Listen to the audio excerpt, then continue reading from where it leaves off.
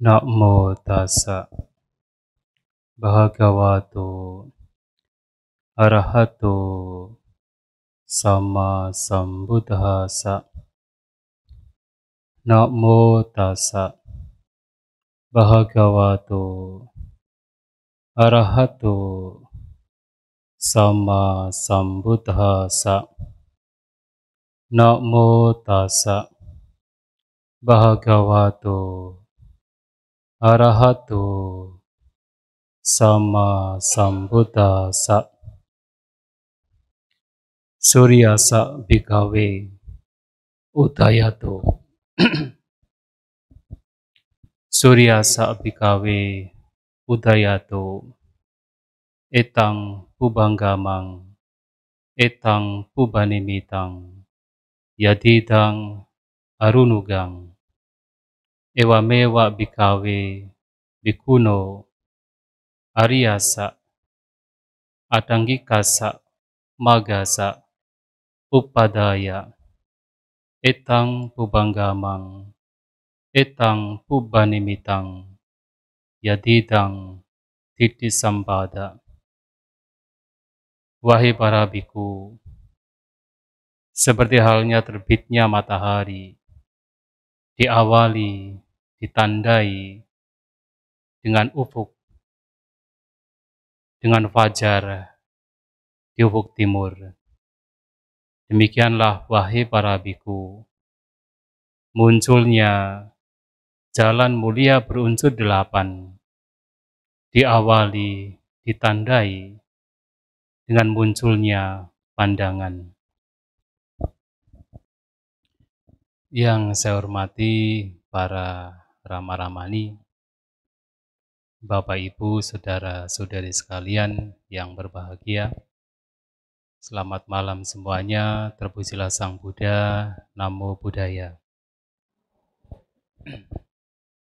Ya, malam hari ini adalah berkah bagi kita semua, karena pada kesempatan malam hari ini kita bisa berkumpul di wihara ini dalam rangkaian sebulan pendalaman Dhamma. Dan merupakan berkah bagi saya karena mendapatkan kesempatan untuk bisa berbagi Dhamma. Ya, malam hari ini barangkali tema atau topik sudah di-share, sudah dibagi.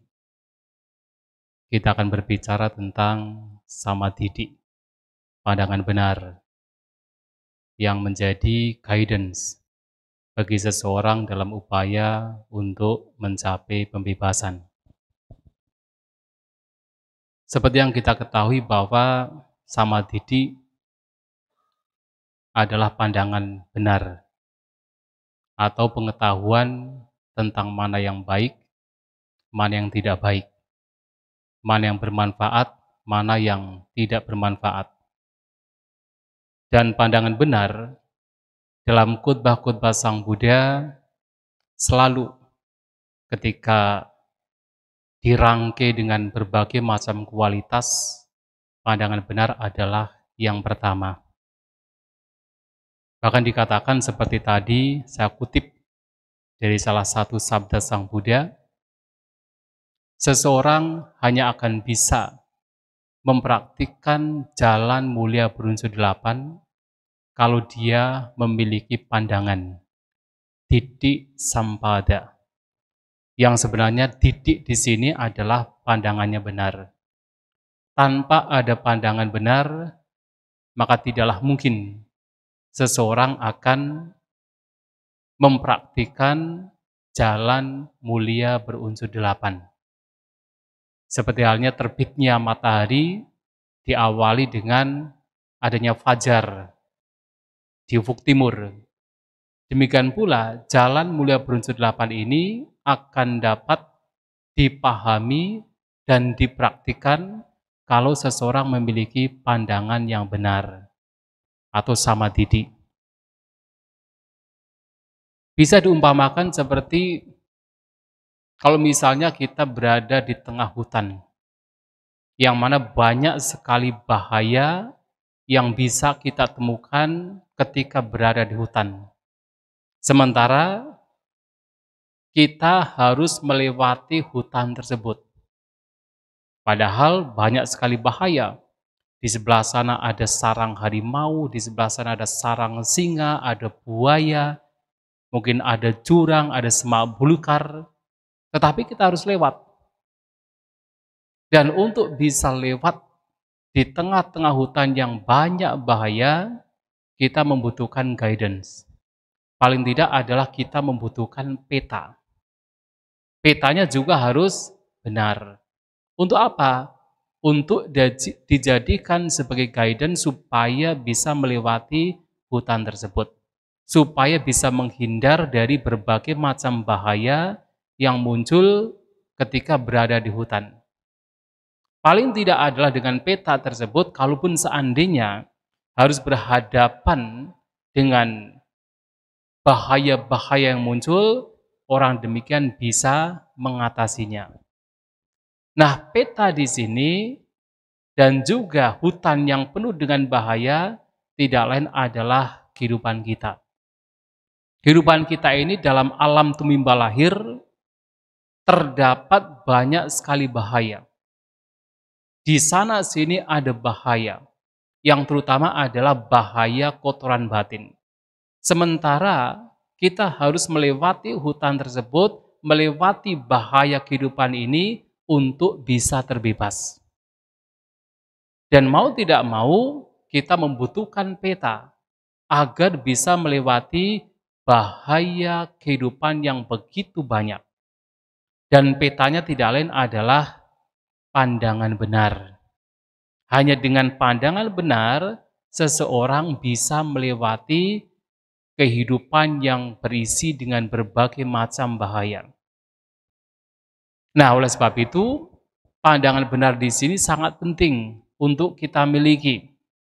Dan kalau kita perhatikan dari khotbah-khotbah Sang Buddha, secara garis besar ada dua jenis pandangan benar.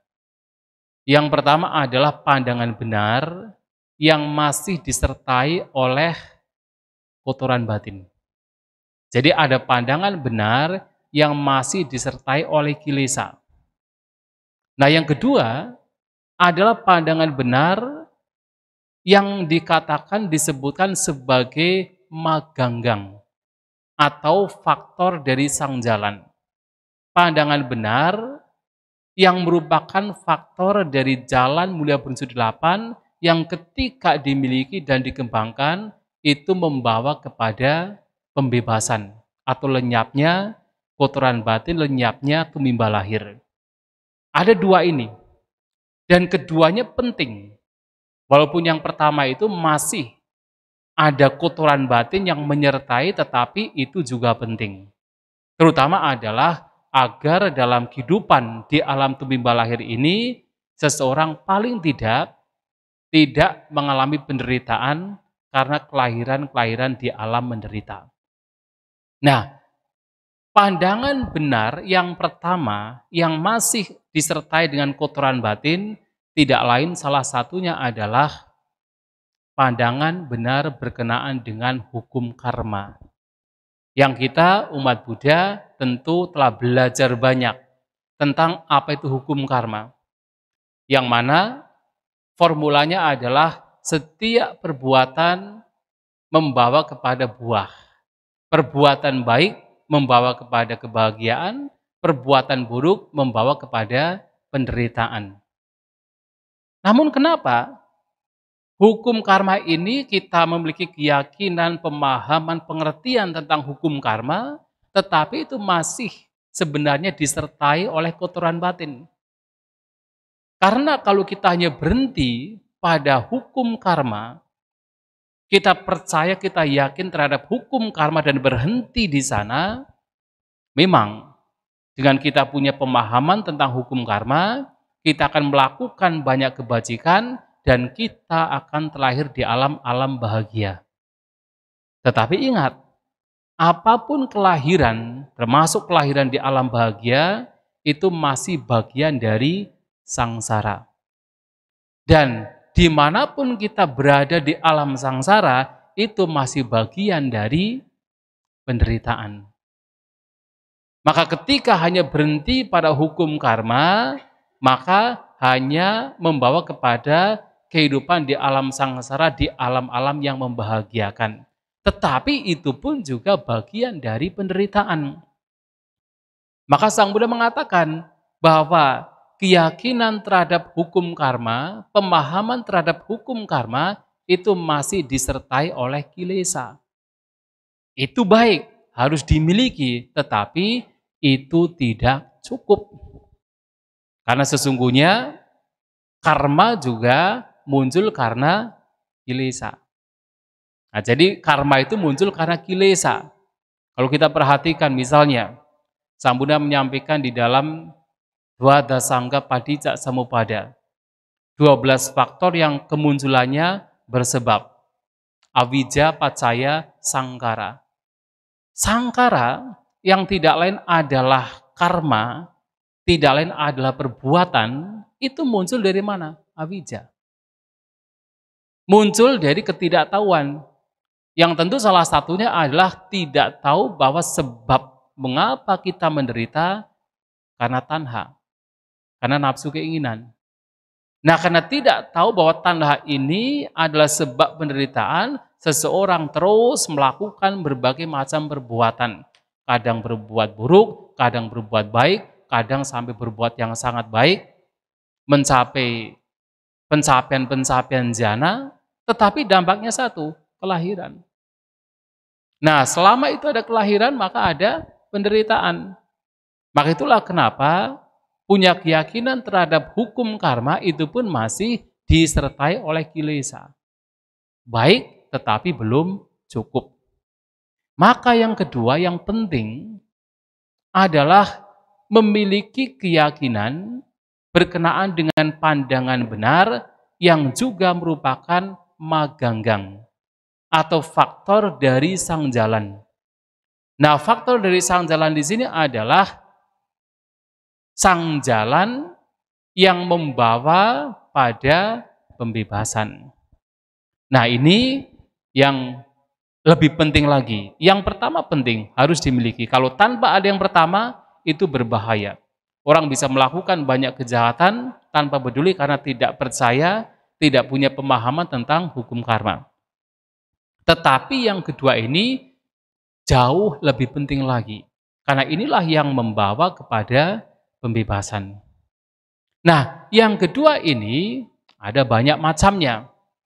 Nah, salah satu yang bisa kita jadikan sebagai guidance atau sebagai sumber untuk mengetahui pandangan benar yang merupakan maganggang adalah Samadhi Sutta. Khutbah tentang pandangan benar yang disampaikan oleh Bhante Sariputta untuk para bhikkhu lain. Yang pada waktu itu Bhante Sariputta ditanya, apa yang dimaksud dengan samadhi? Yang mana seorang siswa mulia memiliki pandangan benar, memiliki pandangan yang sudah tegak, yang mana ia juga memiliki keyakinan yang tidak tergoyahkan di dalam Dhamma dan tiba pada ajaran sejati. Itu pertanyaan dari para bhikkhu lain. Nah, Bhante Sariputta mengatakan, yang pertama, ketika seseorang mengetahui ini adalah hal yang baik dan mengetahui akarnya, juga mengetahui ini hal yang tidak baik serta mengetahui akarnya, maka orang demikian adalah orang yang dikatakan memiliki pandangan benar. Dan ketika pandangan benar itu dimiliki yang demikian itu, orang tersebut akan menghancurkan berbagai macam kotoran batin, bahkan sampai kotoran batin yang sifatnya halus. Raganusaya, Patiganusaya, Titti Mananusaya, Avijanusaya. Kotoran batin yang halus berkenaan dengan nafsu ragawi, dengan kebencian, dengan pandangan, dengan pembandingan, kesombongan bahwa ada aku, termasuk adalah kotoran batin halus berkenaan dengan awija, ketidaktahuan. Dan orang demikian juga dikatakan akan mampu membuat akhir penderitaan. Duka santa karohoti. Itu saja yang pertama. Tetapi lantas apa sebenarnya yang disebut sebagai hal-hal yang tidak bermanfaat atau disebut sebagai akusala dan juga akarnya? Membunuh adalah tidak bermanfaat. Mencuri, melakukan tindakan asusila, berbohong, memecah belah, berucap kasar, berucap yang tidak bermanfaat adalah juga hal-hal yang tidak bermanfaat. Termasuk adalah abija, yang tidak lain adalah keserakahan, vyapada, kebencian, dan juga micak didi, pandangan salah, juga adalah hal-hal yang tidak bermanfaat. Nah, ada 10 ini yang merupakan hal yang tidak bermanfaat, yang akarnya tidak lain adalah loba, dosa, moha. Keserakahan, kebencian, dan ketidaktahuan.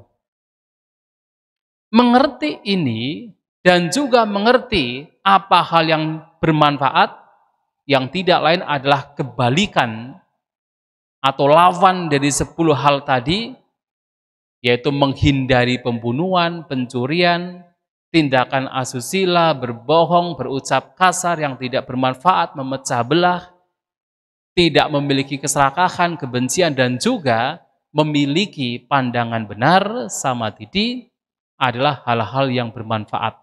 Dan akarnya tidak lain adalah aluba, adusa, amoha.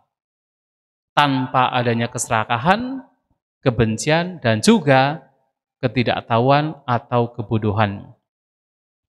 Mengerti ini saja, itu juga akan membawa kepada pembebasan. Tetapi tentu tidak hanya sekadar mengerti, namun diupayakan. Nah, ini yang paling sulit. Kalau mengerti barangkali banyak umat Buddha sudah tahu kan. Apa itu loba, dosa, moha, tiap hari hafal pokoknya. Loba, dosa, moha. Dan juga hafal, oh ini perbuatan yang didasari loba, dosa, moha. Tetapi tidak berhenti di situ. Setelah mengerti kemudian mengupayakan. Yang baik-baik itu dilenyapkan, yang buruk-buruk itu, oh maaf. Yang baik-baik itu dikembangkan, yang buruk-buruk itu dilenyapkan. Dan itu yang sulit. Nah, kalau kita perhatikan ini menarik. Dari 10 perbuatan tersebut, 7 yang pertama itu berkenaan dengan sila, kemoralan. Sementara 3 yang terakhir berkenaan dengan langsung kepada batin. Keserakahan, kebencian, dan pandangan salah, serta kebalikannya. Nah, kemarin ada orang bertanya, kebetulan ada meditasi di Pupuan. Ada salah satu peserta bertanya, saya tidak tahu apakah umat Buddha atau umat lain, karena memang ada beberapa dari Hindu, dari Muslim yang ikut meditasi. Pertanyaannya adalah, apakah bisa Bante? Kita tidak usah mempraktikkan sila. Kemudian bisa bermeditasi dengan baik. Saya katakan tidak bisa. Untuk bisa mengembangkan batin atau bermeditasi harus mempraktikkan sila. Kenapa? Karena sesungguhnya mengapa kita mempraktikkan sila itu semua adalah untuk mengendalikan batin. Semua perbuatan yang buruk itu terjadi itu karena batin yang buruk. Karena bentuk kotoran batin yang begitu kasar, yang begitu kuat, tidak terbendung, tidak terkendali, sampai termanifestasi ke dalam ucapan dan perbuatan jasmani. Mengapa seseorang membunuh? Karena keserakahan, kebencian, atau kebodohan. Mengapa seseorang mencuri, korupsi, bribing? itu juga karena keserakahan, kebencian, dan juga kebodohan. Itu karena pikiran. Maka artinya orang yang mempraktikkan sila adalah orang yang juga sedang mengembangkan batin. Mengendalikan kotoran batin yang sifatnya adalah kasar. Maka sila itu penting. Maka Sang Buddha menyampaikan bahwa ada 4 hal yang tidak bisa dipisahkan. Sila, samadhi, panya, kemudian vimutti. Sila paribhawitang samadhi, mahani sangsa mahapala. Samadhi, konsentrasi yang dikembangkan dengan sila, memberikan manfaat buah yang besar. Dan panya, samadhi paribhawitang panya, mahani sangsa mahapala. Kebijaksanaan yang dikembangkan dengan samadhi, maka memberikan buah manfaat yang besar. Dan pada akhirnya vimutti. Vimutti yang dikembangkan dengan panya memberikan manfaat yang besar, buah yang besar. Vimutti tidak lain adalah pembebasan, nibbana. Maka nibbana ini bisa terjadi kalau ada sila, samadhi, dan panya. Sila, samadhi, dan panya dipraktikkan demi apa? Demi pengembangan batin. Maka mengetahui apa itu perbuatan-perbuatan yang buruk, yang baik, beserta akarnya, dan itu diupayakan untuk melenyapkan yang buruk, melenyapkan yang tidak baik, mengembangkan yang baik, yang bermanfaat, itu juga bagian dari pandangan benar yang nanti membawa kepada pembebasan. Ini yang pertama. Walaupun sepertinya simpel, sederhana, tetapi masalahnya adalah bisa tidak dipraktikkan. Itu yang menjadi PR kita. Nah, ini yang pertama. Yang kedua adalah dalam khutbah tersebut, kalau seseorang mengerti apa itu yang disebut ahara atau nutrisi atau makanan, sebab makanan, lenyapnya makanan, dan jalan untuk melenyapkan makanan, mengerti itu juga pandangan benar. Dan tentu ketika dengan pandangan benar, seseorang mengupayakan yang terbaik, itu juga membawa kepada pembebasan. Apa yang dimaksud dengan makanan, ahara? Nah, makanan di sini tidak hanya satu jenis makanan. Ada 4 jenis makanan. Yang pertama adalah makanan yang biasa kita makan. Disebut kabalingkara. Seperti apa? Nasi, sup, vegetable, dan lain sebagainya. Yang kita konsumsi tiap hari. Itu makanan. Satu jenis makanan. Tetapi ternyata ada 3 yang lain. Yang kedua adalah kontak atau pasa atau sentuhan. Yang tidak lain adalah ketika mata melihat bentuk, ada kontak. Telinga mendengar suara, ada kontak. Hidung membawa bebauan, ada kontak. Kemudian lidah dengan rasa, jasmani dengan sentuhan. Itu adalah kontak, pasa.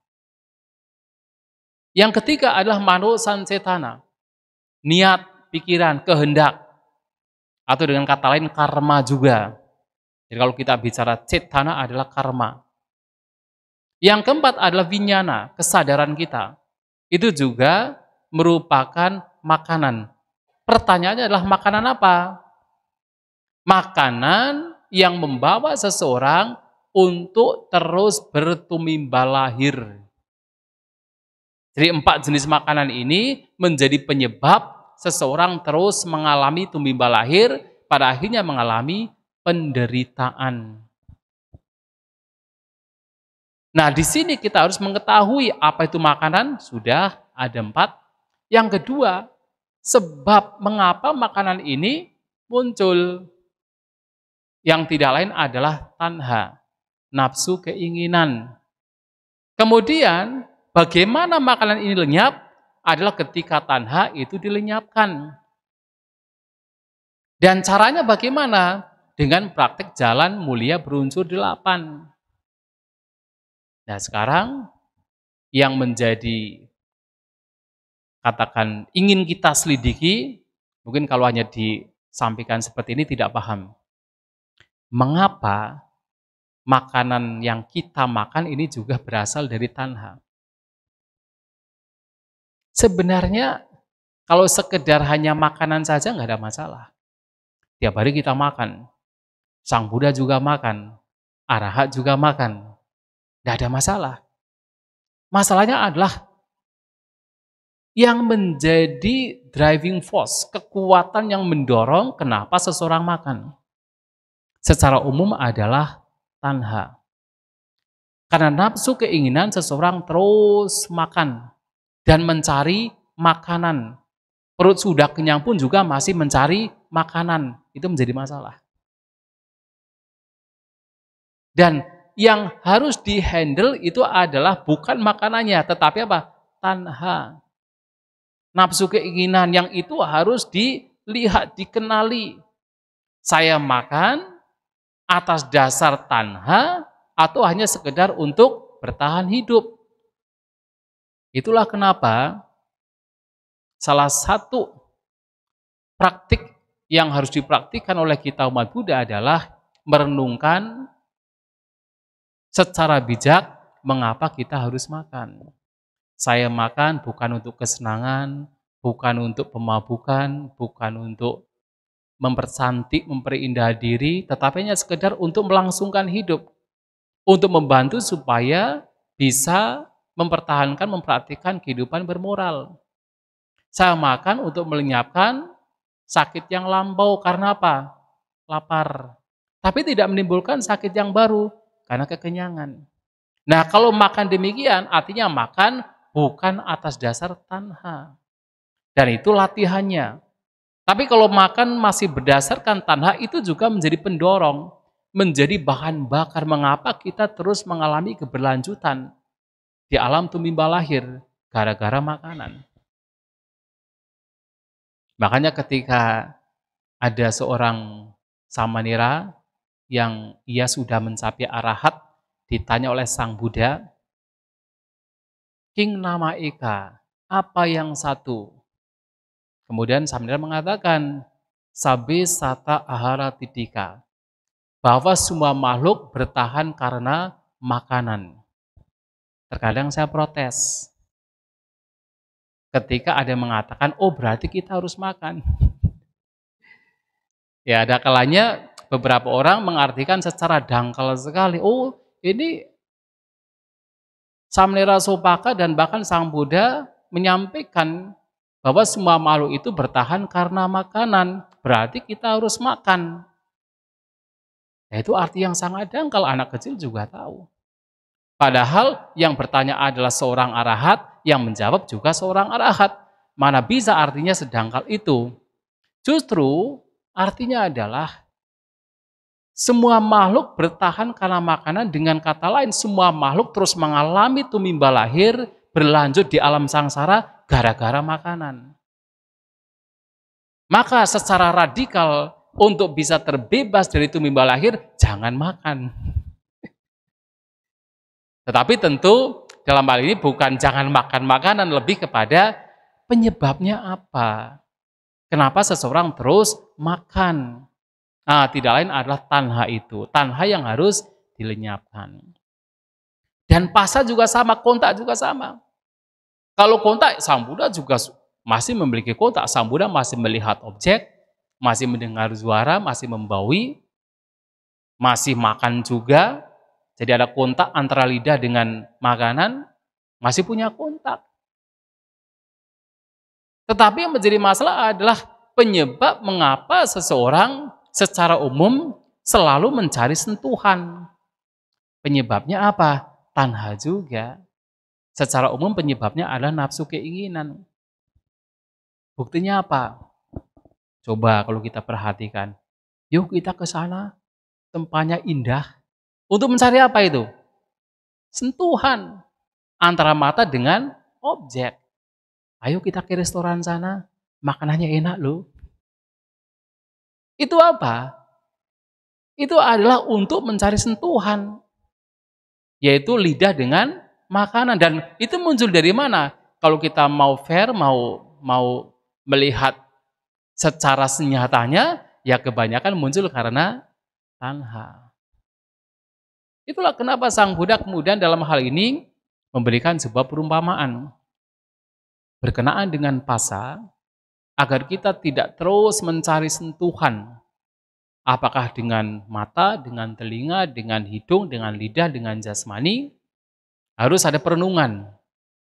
Diibaratkan seperti kalau misalnya ada seekor sapi yang dikuliti, kulitnya dilepas. Apa yang terjadi? Ketika dia berada di lantai, semua binatang yang ada di lantai akan datang menyerang dia. Ketika dia bersandar di dinding, semua binatang yang ada di dinding akan datang menyerbu dia. Ketika dia dilempar ke kolam atau ke air, semua binatang air akan datang menyerang dia. Artinya apa? Ternyata yang disebut sebagai sentuhan pasa itu memberikan duka penderitaan.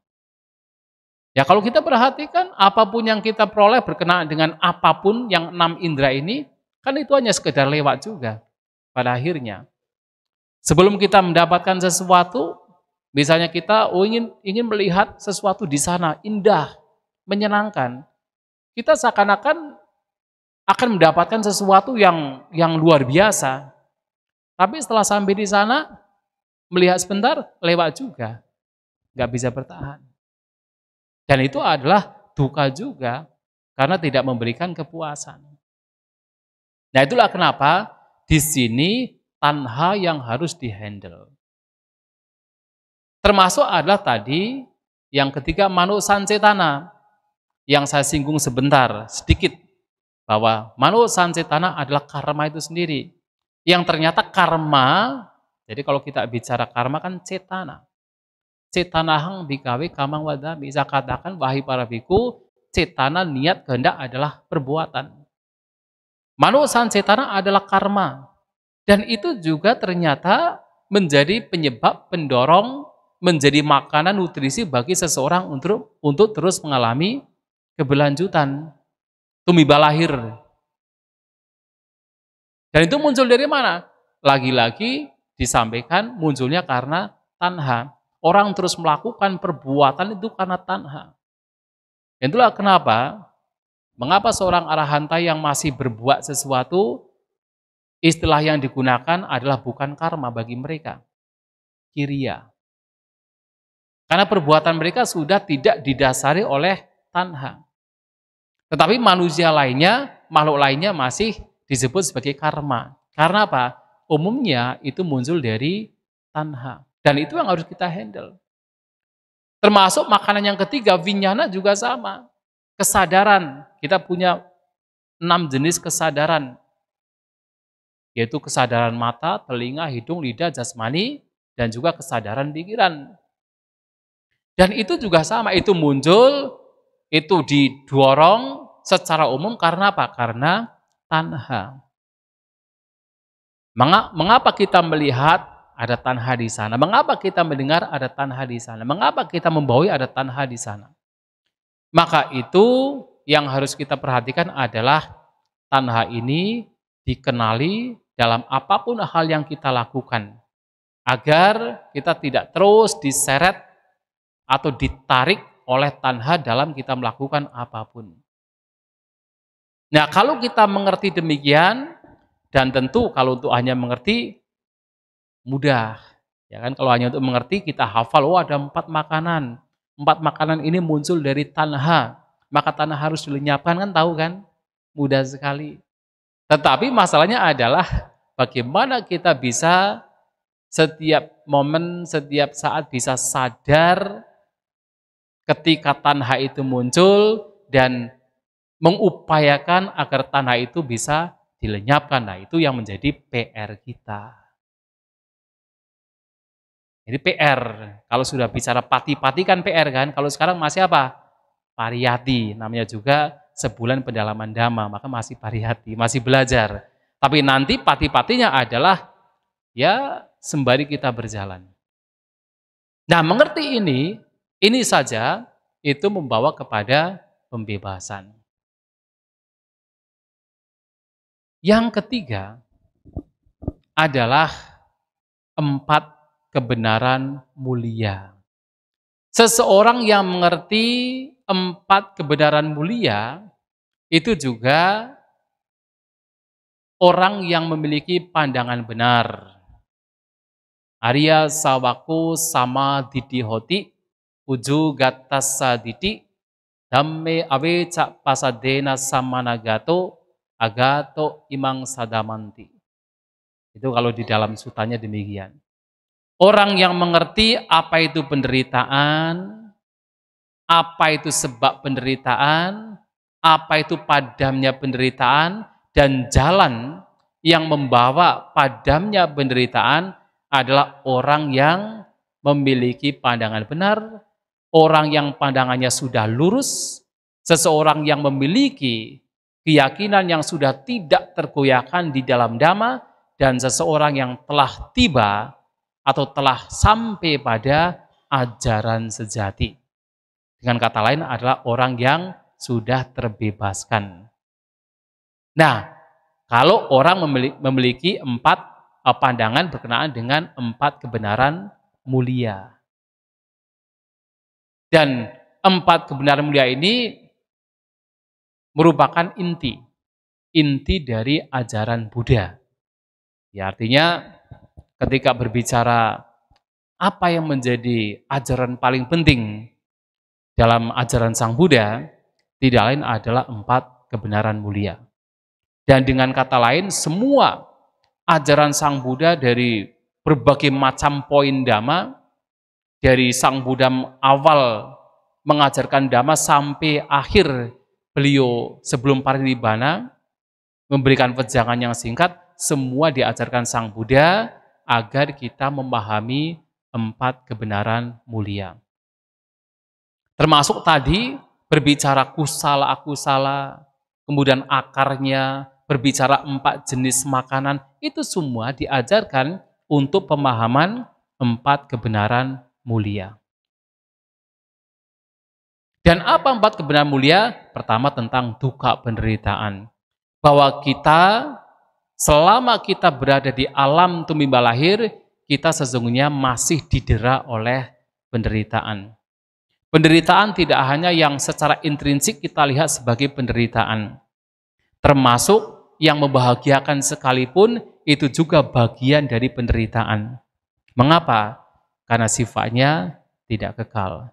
Sifatnya tidak bisa dipertahankan. Sifatnya tidak memberikan kepuasan yang sebenarnya yang sejati. Maka bahkan ketika seseorang sebelum terbebaskan dari segala bentuk kotoran batin, walaupun ia telah mencapai pencapaian jhana sekalipun, itu pun juga harus dilihat sebagai bagian dari penderitaan.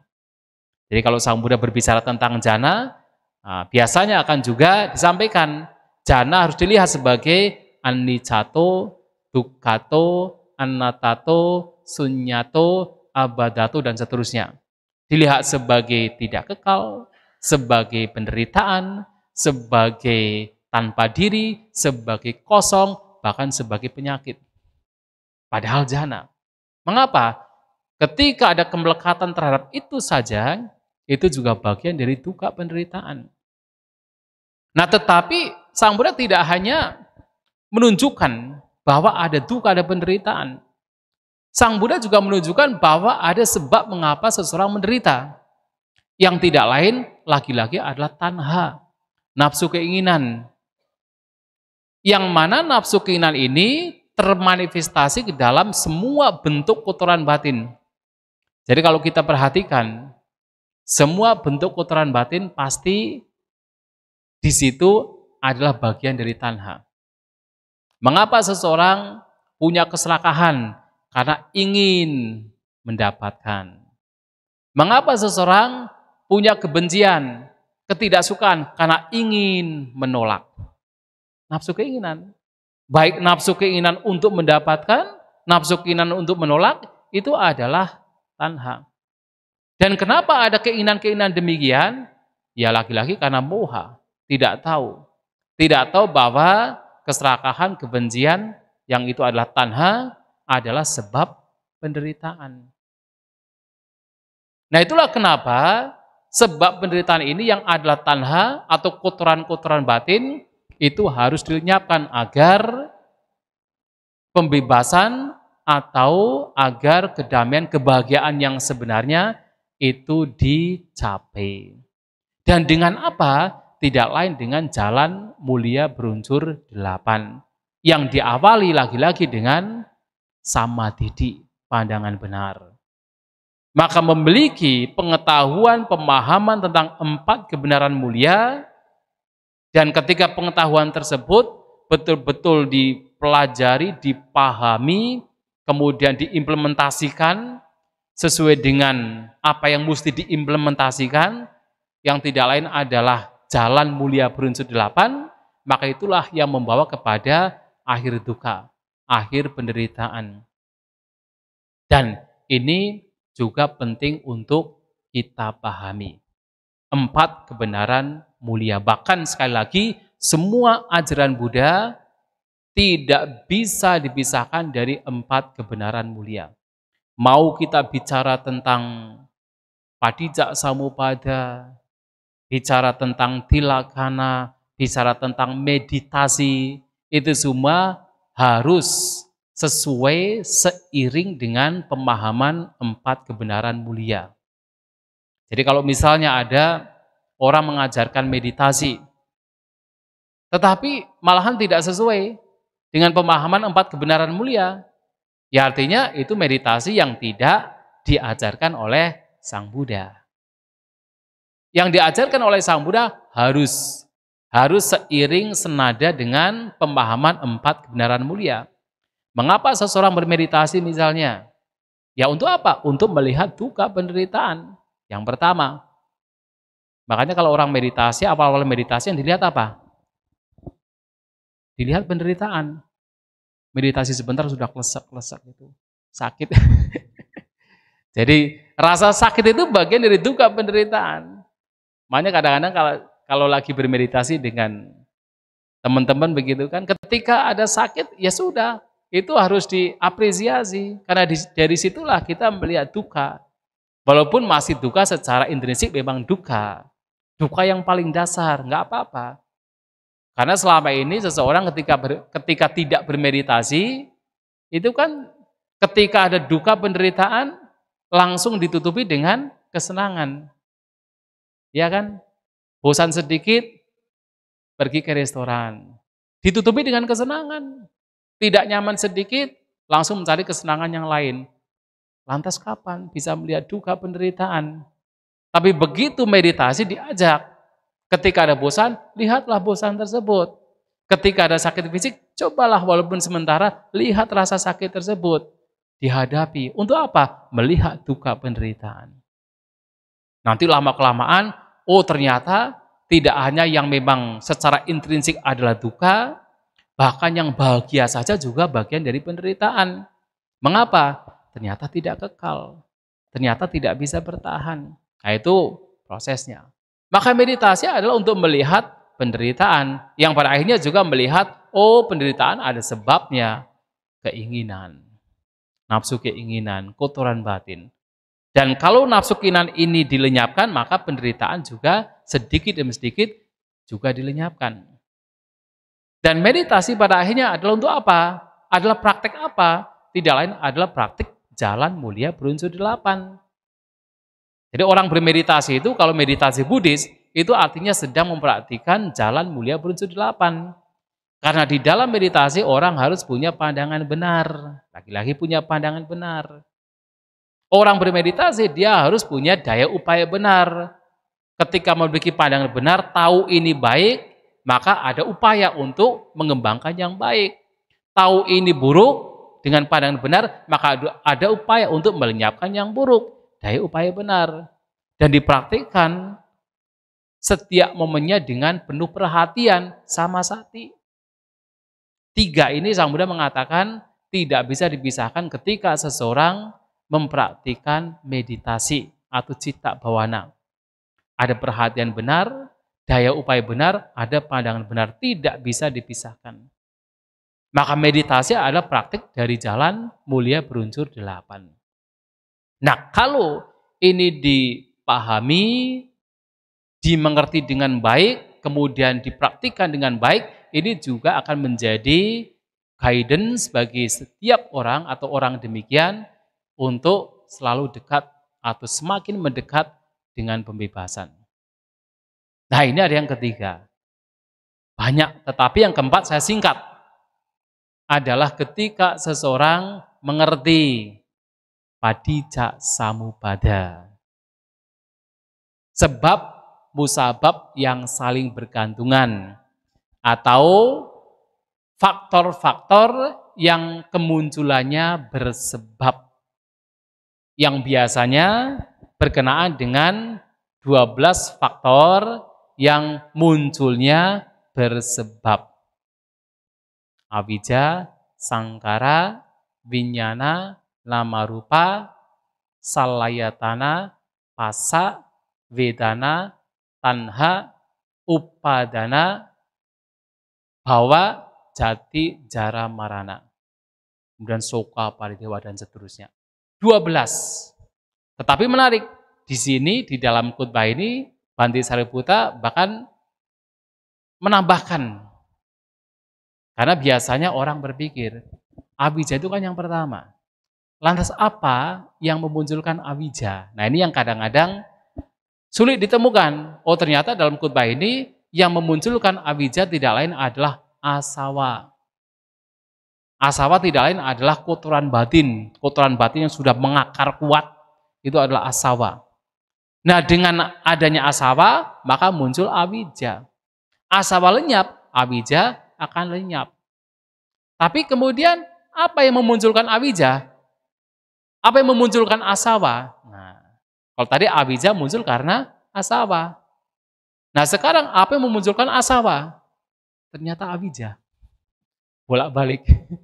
Jadi yang membuat kotoran batin kita itu semakin tebal, semakin mengakar, tidak lain adalah karena ketidaktahuan. Nah, awija itu adalah ketidaktahuan. Tidak tahu apa? Tidak tahu lagi-lagi 4 kebenaran mulia.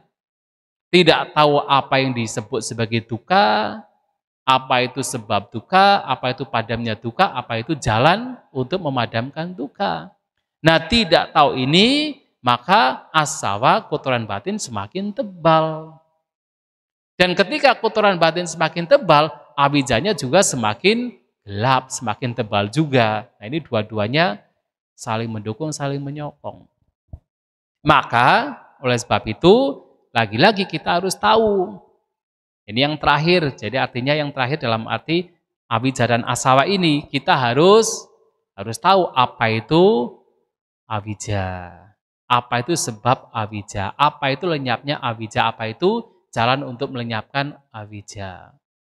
Nah, awija adalah tidak tahu 4 kebenaran mulia.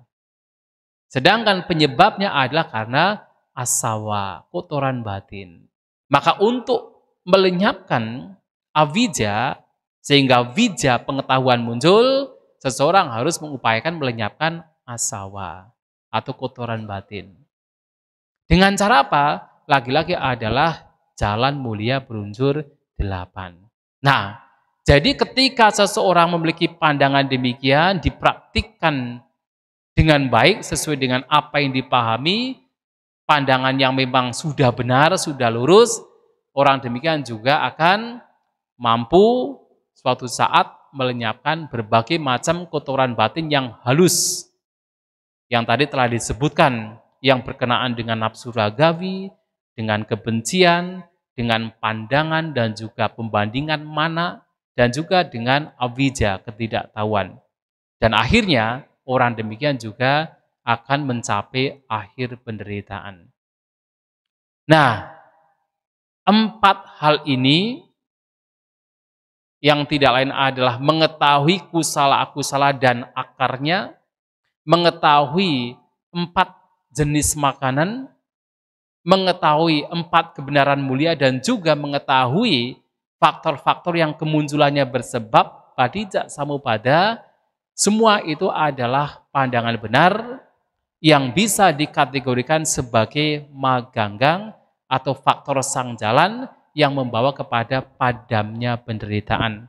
Dan ini harus kita umat Buddha juga layak patut untuk memahami.